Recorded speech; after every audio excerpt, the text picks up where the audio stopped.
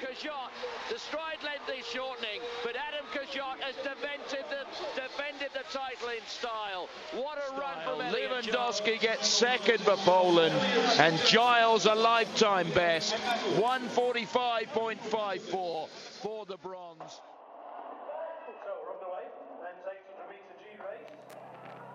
Started when I was 16, after playing quite a few sports. Found myself going down to the local club Birchfield and started running from then, yeah, just as I left school.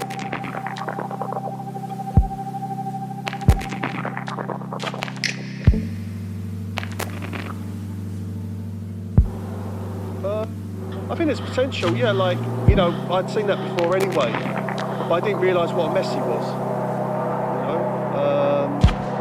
He was a complete mess as an athlete.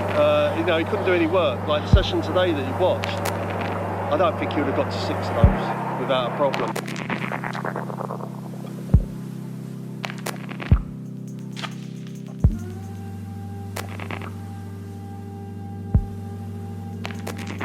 Elliot Giles, who I suspect has had a little word in his ear from his coach, Matthew Yates, who 2 metres. Nobody can respond at the moment.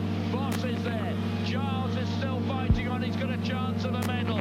And here comes Tuka. But is it too late? Giles fighting through. Kajot.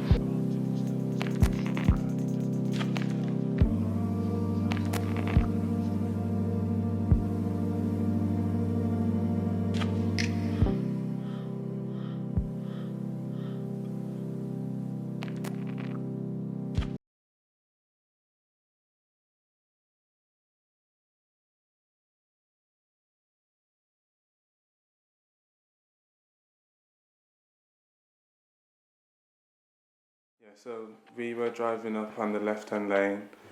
There was standing traffic all in the right-hand lane. As we were driving up, a red Ford Ka, was it? Yeah, and they missed their turn, and we found out afterwards. And they suddenly tried to cut across 2 lanes of traffic. And as the car swerved out, Elliot tried to swerve out as well to try and avoid the car. And the car just carried on coming, hit us on the right side. Elliot went flying out to the left, I went flying over the top of him, and unfortunately he hit a big boulder on the side of the road, landing half on the road, half off, so he hit his lower back as well. Elliot screaming in the background, and Ashley was going, "Mum, it's Elliot, he can't feel his legs, he can't move." And obviously we realised he'd come off the bike.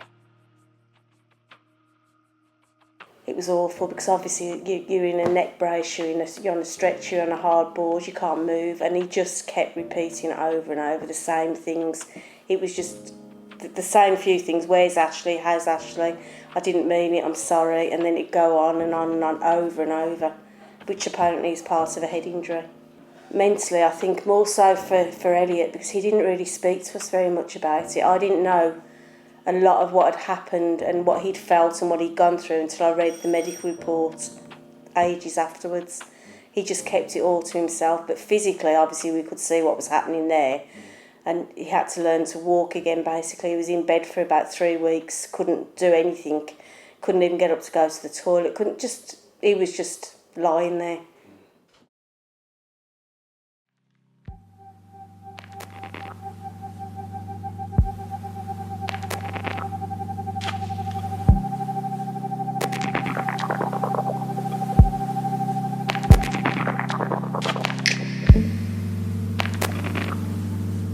So like my mum was sort of the backbone of it all. She took a lot of the nasty side of me, which was always really grumpy and really down all the time. But she was just sort of the glue to everything else. She sort of, then it made sure that I was fine all the time. My brothers babied me, and my brothers, I remember one day after about a week or so in bed, I needed to have a wash. My brothers had to carry me upstairs and take me to the bathroom, sort of put me in because I physically couldn't move. Bit demoralising, but again, that's what family are for. And again, my dad was always there supportive as well. So yeah, family played a huge part to after the bike crash and just overall well-being.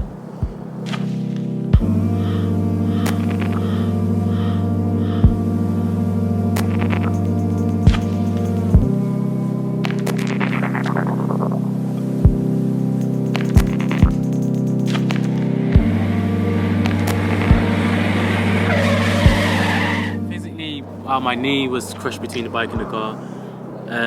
My glute on my right side was, the muscle was completely severed. My lower back was severely damaged, and I was just a bit of a mess. I mean, I couldn't walk for 3 weeks. I was bedbound for 3 weeks. It took me then a further 6 months before I could properly get running and jogging again. And then before I knew it, I was running well, and mentally my head was a mess. I couldn't read and write for some time. I forgot a lot of things. I forgot sort of a few like new family members that were like new additions to the family, nieces and nephews. I was just I went for a bit of a bad patch, which was sort of something that I don't really go into. And I sort of went to a few dark places. But again, that common saying, what doesn't kill you makes you stronger, is always a bit cliche, but it really is true, because I spent 3 weeks in bed, and if I can get through that 3 weeks I went through in bed, where my life was sort of at an all-time low. I went through a phase where my hands were peeling because I was that stressed. It was just really demoralising. If you can get through that, I mean, running 800 metres around the track twice a lap, 2 laps is absolutely nothing. So to race against a guy on the track that's been through a few tough sessions doesn't compare to somebody who spent 3 weeks in bed that didn't think they was ever going to run again. So I think that having a crash almost certainly made me stronger. Although it broke me as a man, a young man, sorry, it made me into, I think, something completely different.